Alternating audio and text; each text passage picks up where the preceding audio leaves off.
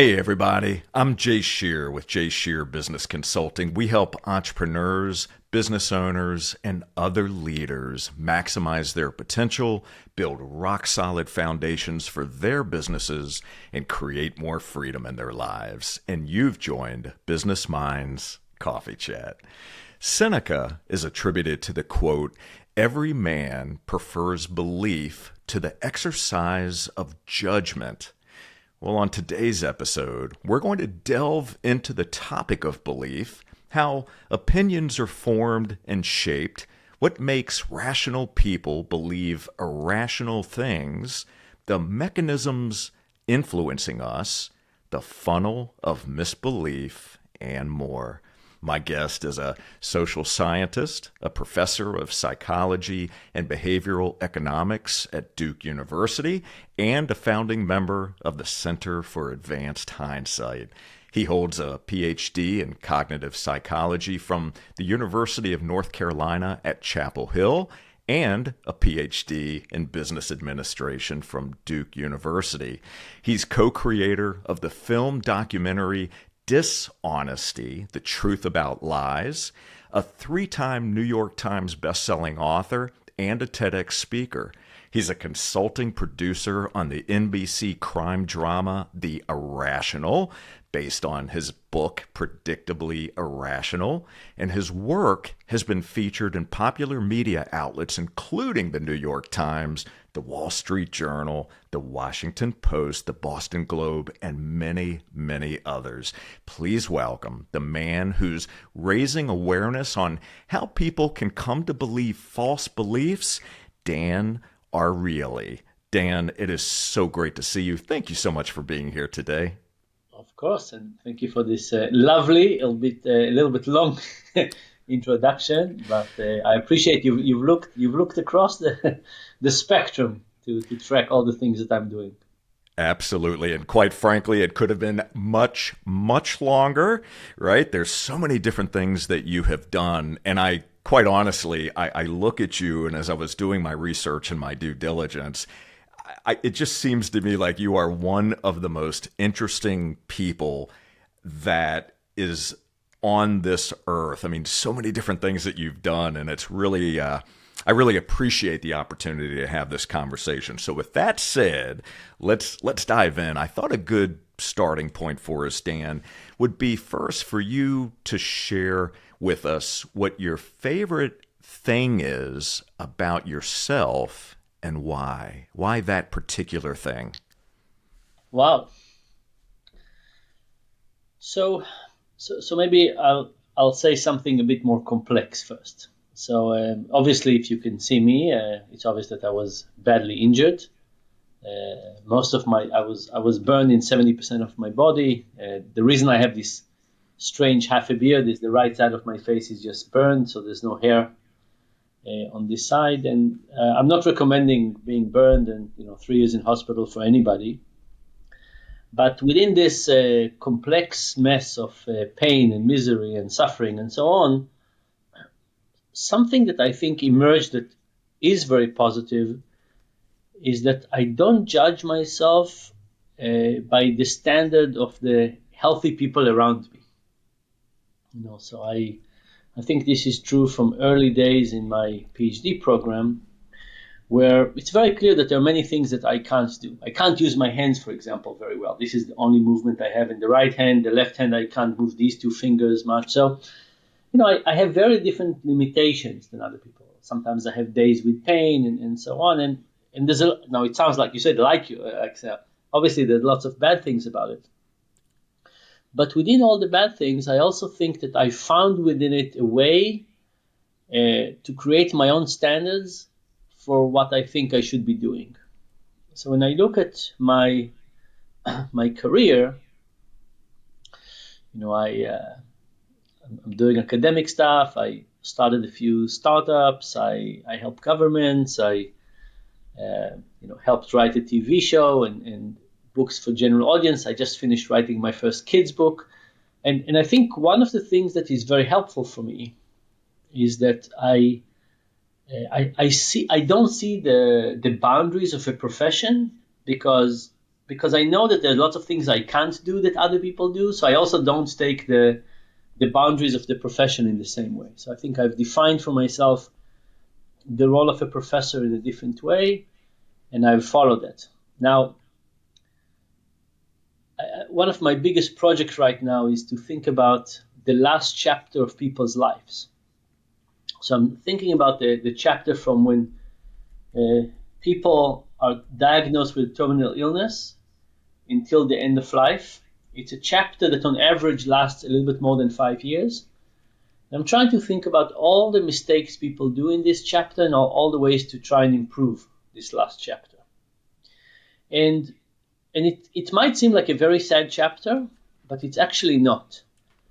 For many people, that moment of realization that they have a terminal illness, after they get over the initial shock, they basically change their perspective and they start thinking about what they want to leave behind, who do they want to fix relationship with, and so on. So this very pivotal moment that is very, very sad, and in many ways I wish nobody would experience it, also provides under the right condition for tremendous growth.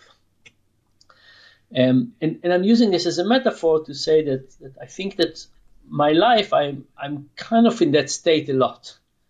I think about mortality. I think about the fragility of our existence, and because of that, I think it gives me a little bit more courage to do things that I don't think I would have had the courage or the interest to do otherwise. So anyway, so long answer to your question, but I think the thing I like about myself the most is that I'm open to opportunities, and I'm positive and experimental, and I don't look at the constraint, the social constraint, as a real constraint that should apply to me. I can see why it should apply to other people. I understand where you're coming from on that, and there is a few things that you said that I want to explore a bit more deeply here. So the accident that you had took place somewhere between the age of 17 and 18 thereabouts. Yep. So prior to the accident, if we were to wind the clock back just a bit, the words that you used to describe the thing that you like best about you, not judging, right? Not being constrained by social constraints or the boundaries that maybe other people confine themselves by. Were you that way prior to the accident as well? Or was this more of a realization that developed after that point?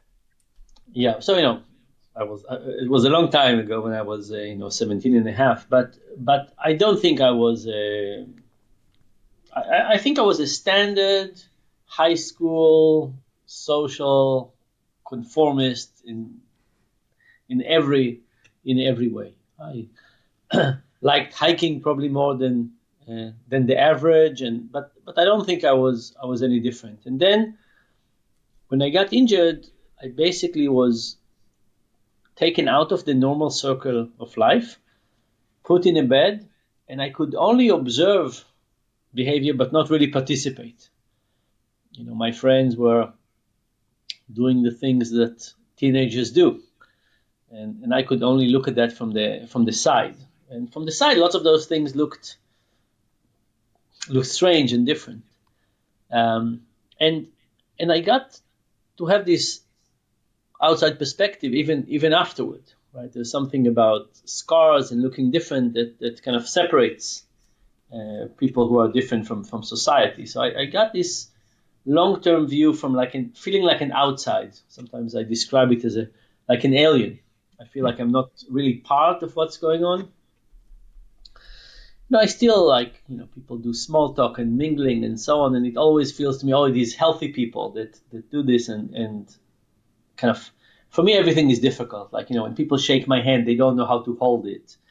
And there's lots of things about this. So there was kind of a separation from society that was very impactful on my life. But over time, again, I'm not recommending injuries; they're terrible. But But one of the positive things is that over time I basically say, okay, I don't really belong in that group. And so the positive things they do, the negative things they do, I can't really play in the same game. Let me figure out my own game. Now, going back to the analogy I gave with end of life, I think everybody would have benefited a little bit from that. Right? I think we would all benefit from saying, let's look at the social norms around us. Which ones are the ones that are doing good work for us, and which are the ones that don't do good work for us? I think for lots of people, COVID was an opportunity for that, to say, where we think, like, did we think about what we want to do or not? And let's use this time to think. So sometimes it's tragedy, it's bad news, it's an injury that gets us to look at things from a fresh perspective. When I work with companies, one of the ways I like to start a project is to use the phrase, what if people are amateurs? So imagine that you're a financial company, or you're a food company, or you're a health company, whatever it is. And I would say, okay, before we go ahead and think about what we offer, what if we thought that people in your area are amateurs? What if people don't know how to sleep? What if people don't know how to use money to maximize their happiness? What if people don't know how to be healthy? What if people don't know how to manage relationship? What if people don't know how to be parents? And the moment you say it this way, you say to yourself, oh my goodness, we're really amateurs. It is kind of shocking. But embracing this perspective of saying, let's not make assumptions. Let's think about how we would design a credit card to people who don't understand the relationship between money and happiness. Or let's design vacations for people who don't know how to go on vacation and not fight, and how to maximize the very few days that we get a year of time off. So I think that basically looking at life without the constraints and saying, let's figure out what's working here for me, yes and no, is a very, very healthy perspective. You can't do it all the time, because it's also time consuming and stressful and so on, but it's good to do from time to time.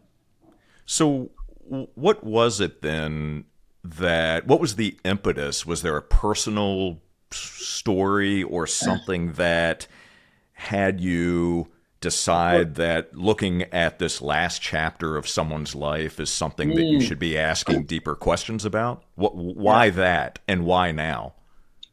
Yeah, so because I got badly injured, and because I wrote a lot about my injury, I have a lot of people who write me. These are people who were recently injured, and they're not interested in my injury, but when people get injured, it's very easy for them to see what they've lost. It's very hard to think about how you'll make a life after that. So the people who write me are interested in trying to think together about how do they find meaning, joy, satisfaction in the life after the injury. And there was one particular guy that I tried to help him for a while, and eventually he gave up and committed suicide. Actually, maybe let me not use the term gave up. Eventually, he decided to end his life. Okay.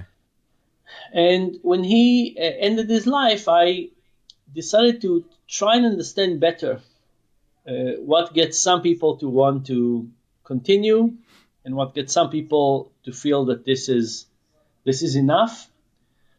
And I started looking at the topic of resilience. What helps us? What is it that people who were, have very, very difficult life circumstances are still able to find joy and meaning and so on?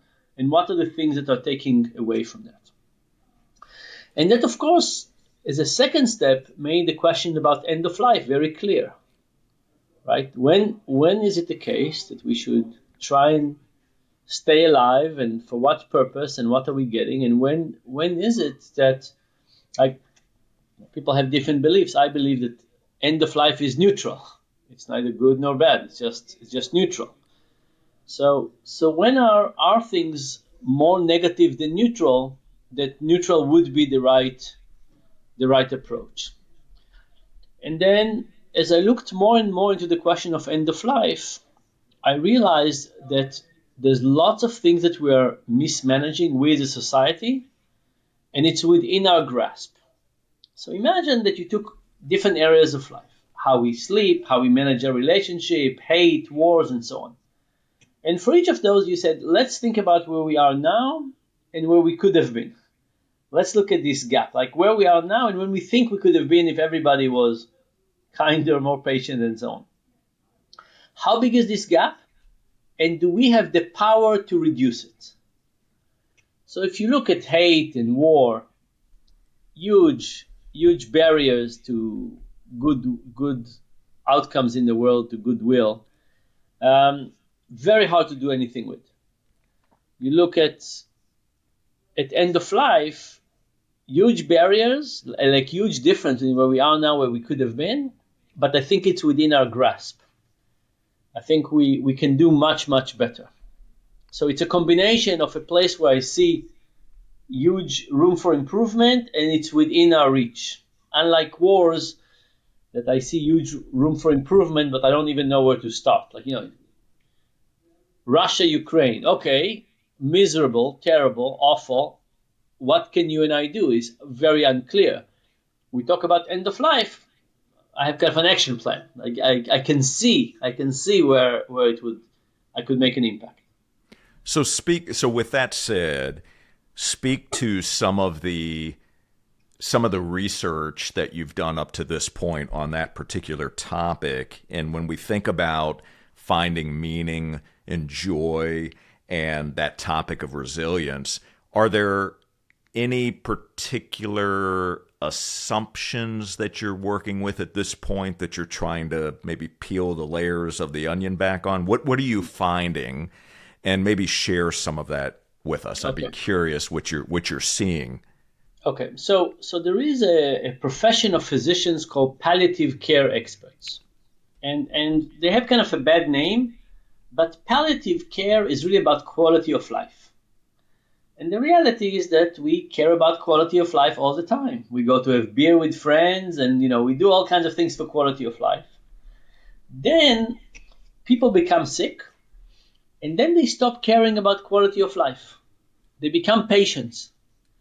It's like as if people adopted this perspective that my job now is to extend my life. Up to now, I thought about going out with friends and having fun and getting a little drunk and watching whatever. Now that I've been diagnosed, forget all that. Now let's just worry about longevity. And then toward the end, people, of course, think again about quality of life. Some people go to hospice. Some people start taking more pain medication, all kinds of things like that. But the reality is that palliative care is something that we should do throughout our lives. And the real sadness is that at some point people forget to do it. So I talked to many palliative care experts. And I asked them the following. I said, imagine you have a person and they go through their life. At some point, they get diagnosed with terminal illness. And at that point, they come into your care.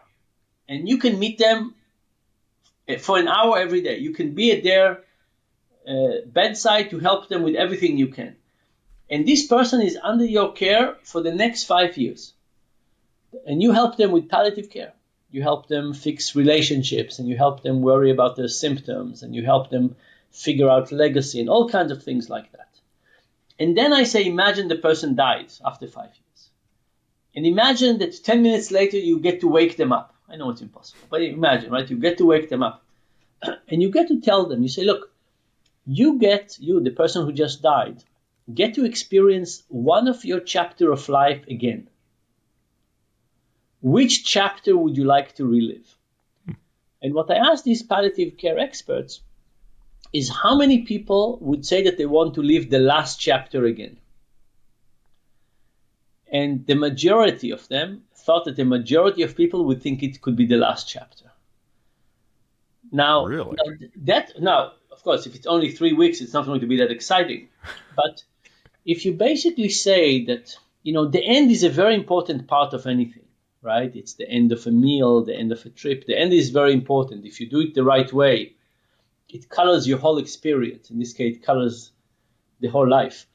And they think that with the right focusing on meaning and legacy and relationship and love and so on, that last chapter of life could be the best chapter in people's lives.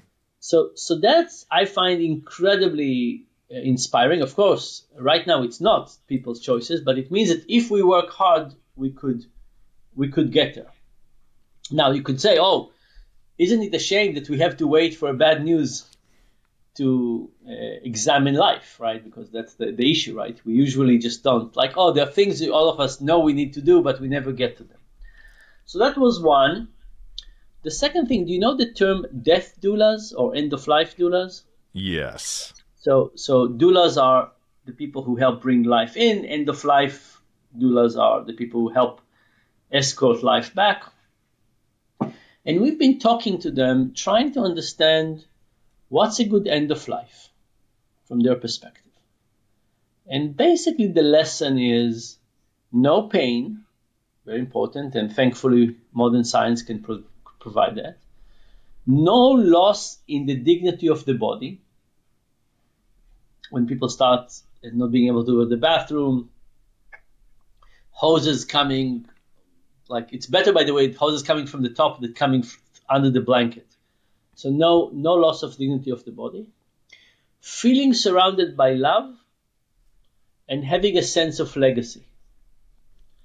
You know, when you look at it this way, you say, okay, sort of achievable. Sort of achievable. So, but if you look instead what we end up doing, you get a very different picture. So, for example, about 80% of Americans say that they want to die at home. Slightly more than 20 get to die at home. And, you know, think what happens. Somebody is very sick, things are not going well, somebody in the family gets anxious, they call an ambulance, the ambulance comes. Now the person is in hospital, intubated. You know, we end up doing lots of things because we're afraid at the moment or worried at the moment and so on. And we really are acting against our best interest. A guy I talked to last week, he's a VC. We talked about very different things, but he told me that his wife was an Alzheimer patient for many years. And she said that 7 years before she died, she was already not there. There was nobody to communicate with. 7 years before she ended up passing away, she had an infection. And he said he called the ambulance and they fixed her infection, and she kept on being alive, but not there for 7 more years. You know, not necessarily good for anybody. So I look at this area, and it has lots of sadness, but for me, because I think we could do so much better, and I think it's easy to do better, I remain optimistic. I think this is a good area of research. It's so interesting the way that you're explaining this, and it has me asking myself some different types of questions as I'm writing things down, because I want to remember some of these specific things to start to ask.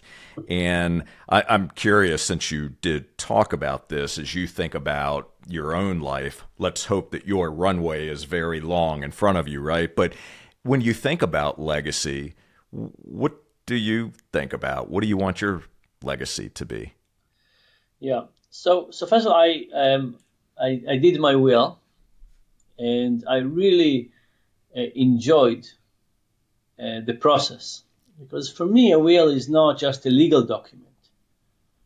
You know, I thought about the people I care about, the people who mean something to me. I thought about social relationships. So, you know, lots of people said, okay, you know, I have my kids. Like, no, I expanded the scope. I expanded the scope to think about a more distant family, and to think about friends, and not just to think about, you know, dollars, but to think about, I don't have that many things that I care about, possessions, but there are some that I do that I think are meaningful. And when I left those to people, I didn't just leave it to them. I wrote why. You know, it's a sense of a meaning, right? So So imagine if you thought about your possessions and the things you care about. Most of the things you care about, it's not the monetary value, it's they have some symbolic meaning. Now, if you just give it to somebody, what's the symbolic meaning? But if you write and say something about it, now it would be very different. So I spend really a lot of time thinking about the people in my life, the people I care, relationship, reciprocity, and also the other thing that happened to me, but I'm sure it will happen to everybody who will start thinking about this, is to say some things maybe I shouldn't wait. Maybe there's some things I should give sooner, and so on, which was good. But if you ask me what do I want my general legacy, not the ones with my friends and family, look, I spent my whole life trying to find factoids about social science that I think could make us live better. And one of the wonderful things, but also the sad things about social science is that it changes. The world before Facebook is different than the world with Facebook. And the world with Facebook and Twitter is different than the world without Twitter. And the world after COVID is different because people are not really over COVID. And the 2 years of social isolation, we're still paying a price for them. And the world is different. Like, you can't just say, oh, people are people and we're the same as we were 20 years ago. No, we're in a very, very different place with lots of different forces. So, I hope that some of the findings that we have would last the test of time, and some would become more important, some would become less important. But if I thought about my legacy, I would like my legacy to be that I am a scientist, an experimentalist with a real desire to improve things. So like theory A, theory B, I want people to look at life from a fresh perspective, think about what we think is going in the right direction, the wrong direction, come up with experiments, ways like objective ways to test things, and then try to do continuous improvement. So I think that's the big lesson is, hey, this is life, let's tinker with it and try to make it better. I love that. And, as I think about your body of work, your research, the books that you've already written, it seems like you're doing exactly that, right? The things that you're creating, the experiments that you're doing, always with a focus on how do we improve. And to that point, your latest book, Misbelief, which is it's a remarkable book. This book is a very personal book for you. It seems like it's different than your other books. So why was this one? Why is it different? Why is it personal? You tell a story at the beginning of the book. I'd like you to, for context purposes, to share what was going on at the particular time that led you to writing Misbelief. So as you said, my other books have some personal aspect. I say, I thought about this, and so on. But this book started in a a crash. So this was early COVID. Mm-hmm. And from the beginning of COVID, I started helping all kinds of governments and companies think about how to handle this. The social science side. How do we get people to change habits, and how do we do distant education and distant work, and lots of wearing masks, lots of things. And I feel that I'm at the top of the world from the professional. I get questions from all over the world about lots of things. Should we do fines, and should we do this, and and I try to be as helpful as possible, and I feel like I've lived up to my potential. Right? Here's a pandemic. there's a lot of social science questions, and people are coming to me to get answers. And it was incredibly rewarding. I felt I was working on nothing else, and I was very rewarding. And then one day I get an email that says, Dan, what happened to you? What's wrong with you? And I very quickly write, what do you have in mind? And I get a long list of links, all showing what a terrible person I am. So there was one video, for example, that showed it showed pictures of me from the burn department. It said I was burned in 70% of my body and spent almost 3 years in hospital, true. But then it went on to say how because of that I started hating healthy people, how that got me to join the Illuminati and Bill Gates and to try and kill as many people as possible with the pandemic and later with the vaccine. Wow. And there were lots of things like that. I think there was lots of people who believed that I was just there to plot evil. People had lots of stories about what I was doing and my shortcomings. They said they were burning my books. People said I looked like the devil, that I should have been completely burned, and lots of terrible things. And I spent a month. I think it's important just to note that this email that you received was from someone that you knew. This wasn't just a random email from someone who has no idea who you are. Somebody I knew and somebody I helped before. Generously, if I may. So I failed miserably on convincing anybody of this. And there is something very eerie. Imagine I come to you and I say, Jay, I think you are really not treating your sister well. I'm disappointed with all of this. And you say, not true. But I say, no, I'm correct. We all think that we should be experts on what we do and not do. And all of a sudden, there were lots of people who thought they understand me better than I understand myself. They thought I was doing things I never did. And there was nothing I could say to change them, to change their opinion. And it was very stark. Like I say, Jay, why did you fight with your sister yesterday? You said, we didn't even talk. I said, no, you were fighting. Anyway, when it was so impossible to change people's opinions, I realized this is a big topic. And my way to dealing with it was to try and understand it. So this book came out of 2 years of a journey. It was directed at the goal. I said, I need to understand those people who are attacking me, and the whole journey is to understand them, of course, is to understand the general psychology of misbelief and trust and what's going on in society. And the results are very, very sad. The results are very sad. They show that the problem is bigger than I thought. And I actually think that unless we solve the problem of misinformation, misbelief, and trust, it will be very hard for us to move on anything in society.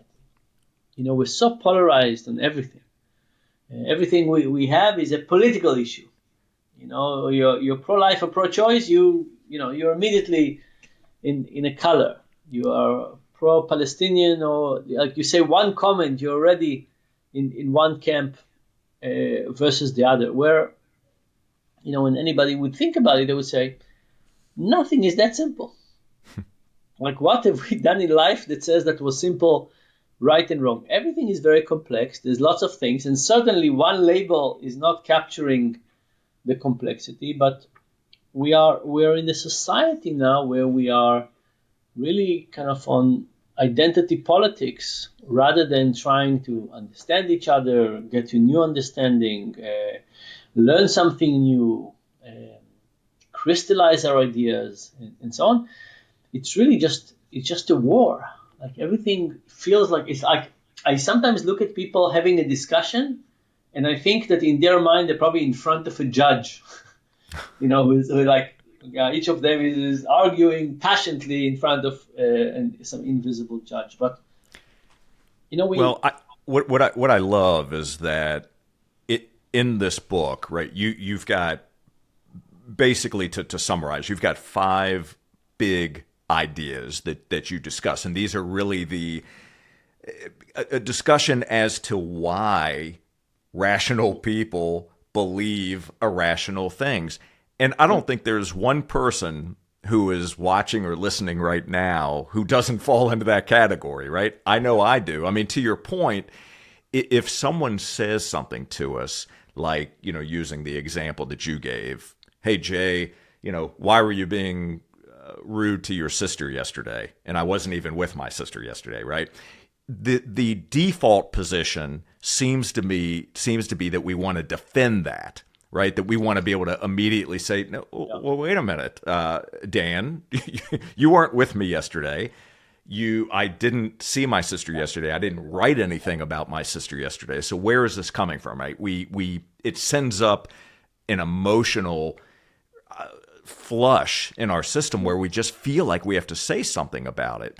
So let's explore this a bit more deeply, because the example of my sister is a very small thing, right? But I mean, we see today that this misinformation, this misbelief can have huge ramifications. Huge. Yeah. So let's talk about that. We all have to agree that we all know people that we would look at them 5 years ago and we would say, me and this other person, we see the world in the same way.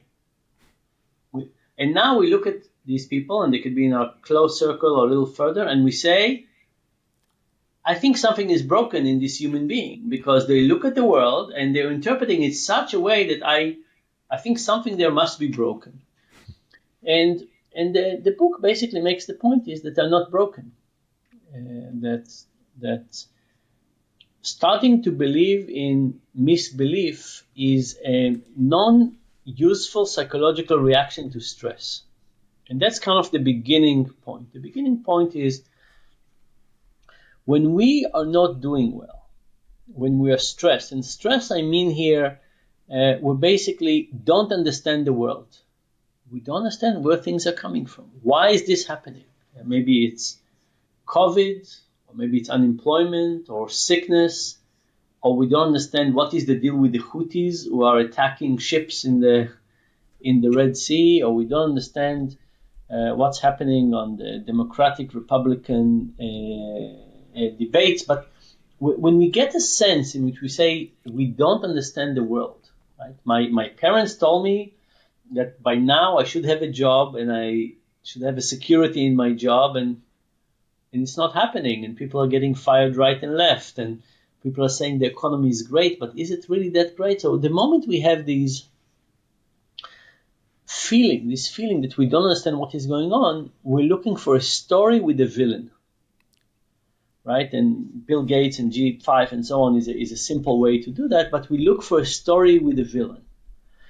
And once we start looking at that story with a villain, the internet provides us lots of opportunities to get this story and get numerous versions of this story and do what we think is deepening our understanding of the story and so on, and we start going in this way. And the sad realization is that we're living in a period with lots of stress and very little resilience. Resilience is our antidote to stress. Like, imagine you have a terrible day at work. What would make you take it with ease? Resilience. If you know you're loved and you have a large social relationship and you know that you can risk things and people will pick you up if needed, and you know that if you fail financially, somebody in your circle will help you, that's resilience. It's the antidote to stress. But we spend less time with our friends, we spend more time with nuclear family. COVID did a number on our social, like a real social life. As inequality increases, we're less likely to ask for favors from people we know. And by the way, in AI, like I talk to these undergrads, and they're asking me, they're saying, look, I'm studying to being an X, whatever the X is as a job. Can you promise me that in 2 years, X will still be around? And I say, I can't. And I say, okay, this is lower likelihood, but think about the stress. So we have this very unexplained world. We don't know what to do. We have very low resilience. So what do? We're looking for a story. And the moment we have a story with a villain, we calm down a little bit. Okay, at least I understand the world. At least I feel I know what's going on. Then there are other elements. There's the cognitive element, the personality element, and the social element. But because it's really a very complex machinery, right? It really attacks almost all of our psychology. It attacks our emotional system and stress, personality, cognition, and social. And social, I don't mean social media, but of course social media plays a role. But I'll give you just one example from the social element. Okay. There's something we call shibolet. And shibolet is a term that comes from Hebrew, from the Bible. And the story is that there were these two tribes. And they had a war. At the end of the war, they settled on two sides of the river. This is the Jordan River, for all the people that say river to the sea and don't know the river. Anyway, they settled on the two sides of the river. But the Jordan River is a tiny river. It's easy to cross. And then they walk around and they see people. And they want to find out if the people that they see are from their tribe or from the opposing tribe.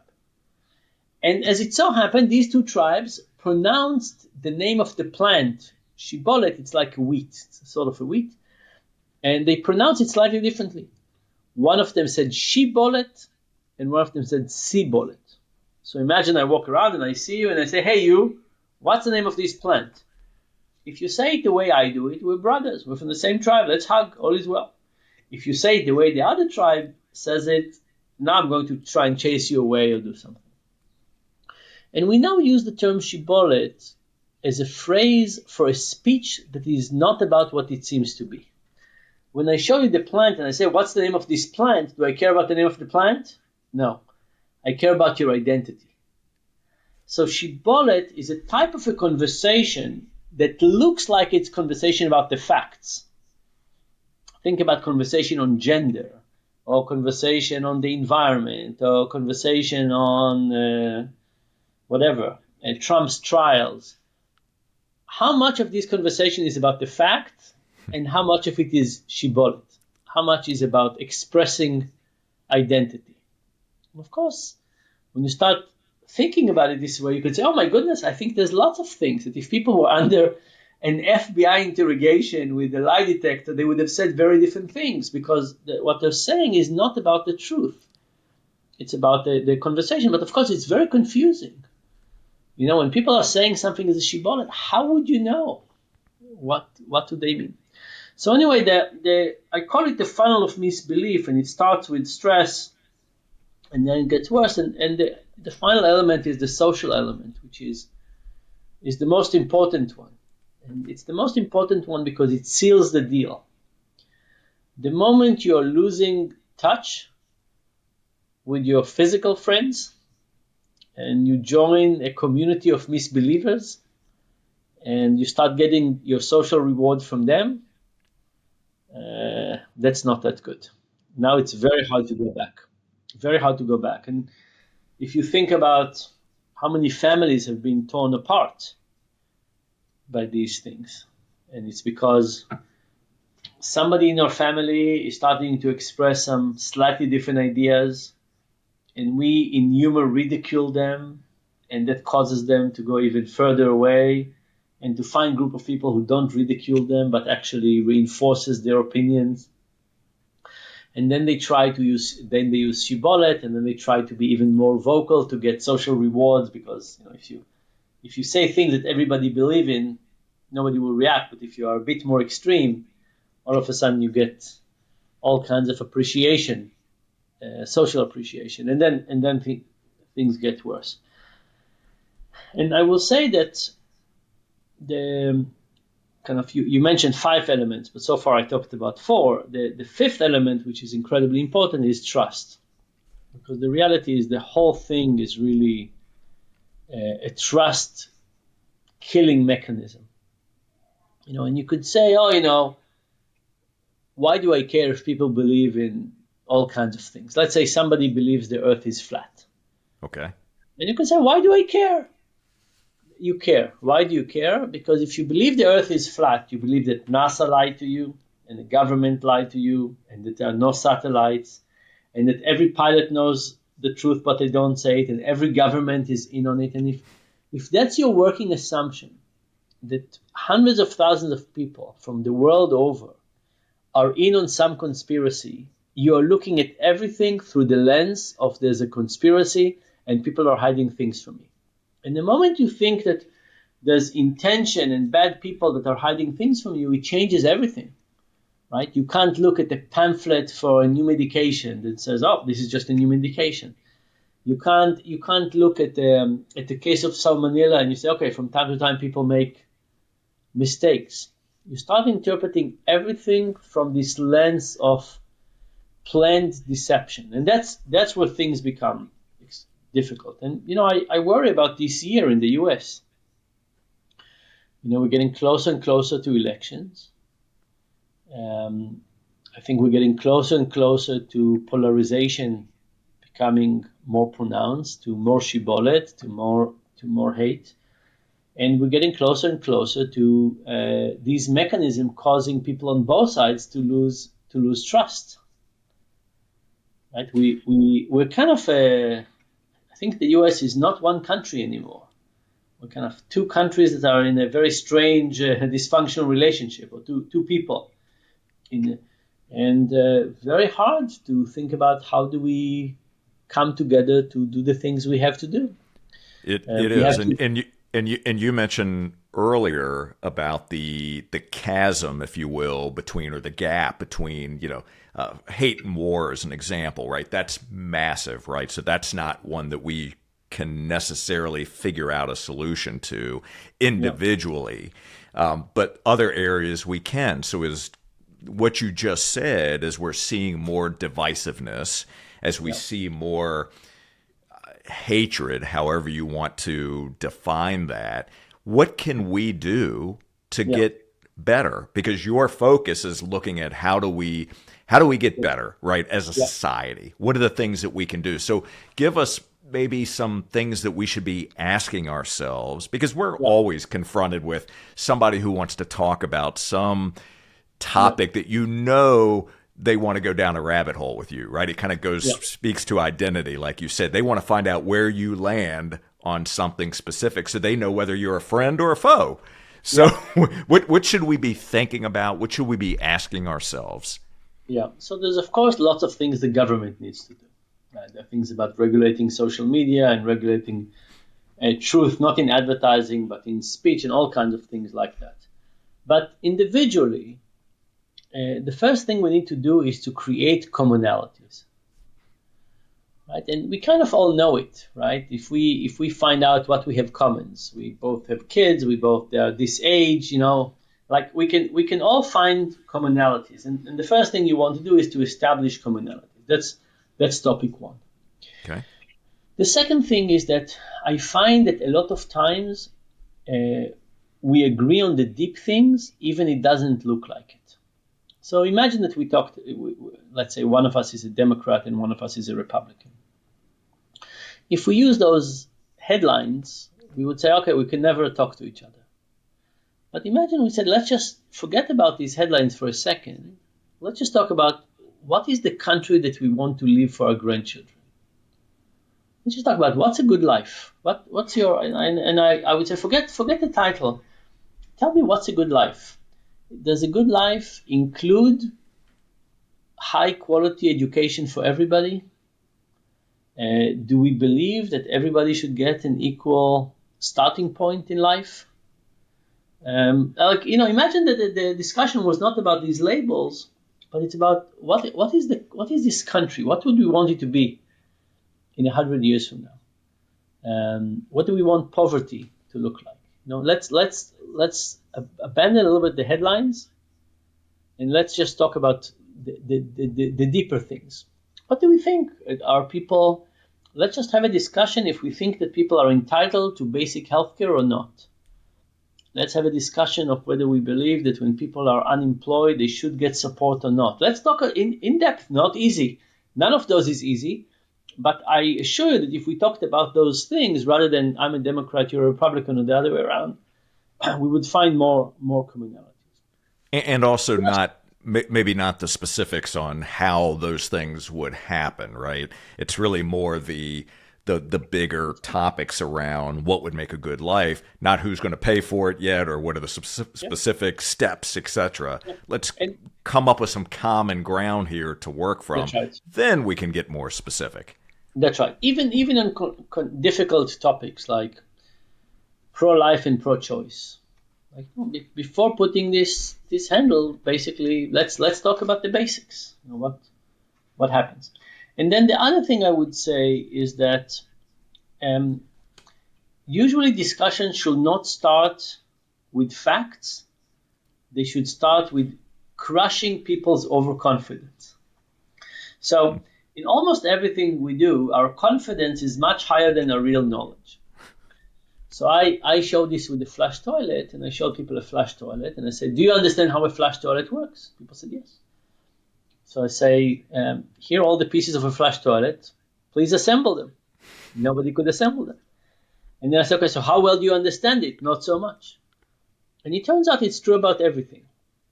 When you ask people, do you understand how a zipper works? They say, yes. Explain to me. No idea. And there are so many things we talk about where we feel that we understand how they work, but when we ask specifically, we don't understand. So that's what I think is very important to do in lots of areas where you say, okay, you think you understand A, B, or C. Help me understand your perspective. And when people try to do that, they often realize they don't really understand it. And the moment your confidence goes down, at least you're open to the possibility that you're wrong. So rather than argue about the facts, I want to calm down confidence. I want people to say, you know what, here is my opinion, but I might be wrong. And that I think is a really important point. I love that. I think that diffuses the part of that conversation and it allows you to explore more deeply. And I think that can be challenging at the same time, because when someone is holding on to an opinion, a belief, that level of confidence so tightly that they're not willing to listen, to explore maybe a different perspective. And so when we come across a situation like that, where I'll tell you what this is. So many times when you say to people, help me understand your view, you ask people questions, help me understand. And sometimes you get the sense that they say, okay, I'm not explaining to you anymore. I'm just going to hold to my opinion. At least it is clear to both people that it's not about real understanding, right? So let's say you have a discussion about what's happening in Gaza, and somebody is saying, you know what, I just want all the Jewish people to go to Europe. The moment somebody is saying that, they don't want to explain this, they say, no, I just want them to go and leave to Europe. And I had a couple of those discussions. The moment you're there, you say, okay, let's just agree. It's not about the mechanism, and it's not about two people and two countries and so on. You just are ideologically in this side, and you're not interested in the real discussion. And it's fine to understand it. And this mechanism, I think, helps reduce the confidence, and the people who are not willing to reduce it are basically saying, the truth is that we're not really having a discussion here. I'm just here to keep on explaining my ideology. Which will just go around and around in a case like that. So, Dan, I want to thank you so very much for joining us today on Business Minds Coffee Chat. What a fascinating conversation. We'll provide links to purchase your books, to check out all of your social handles. Thank you. I'm grateful for you. What a great conversation. Thanks a lot. Looking forward to next time. Absolutely. It is my pleasure. And for all of you, thank you so very much for watching and for listening. I know you enjoyed this one, and I do have a quick favor. Would you please take a moment to subscribe, rate, and leave us a review on Apple Podcasts? Let us know what you thought about this particular episode. What was maybe one key takeaway that you learned that you're actually going to apply in your life and in your business? We would love it if you would share that. And to enjoy more episodes, all you need to do is visit jscherbusinessconsulting.com, click that podcast button, And until next time, keep learning, keep growing, and we'll see you on the next Business Minds Coffee Chat. Take care, everybody.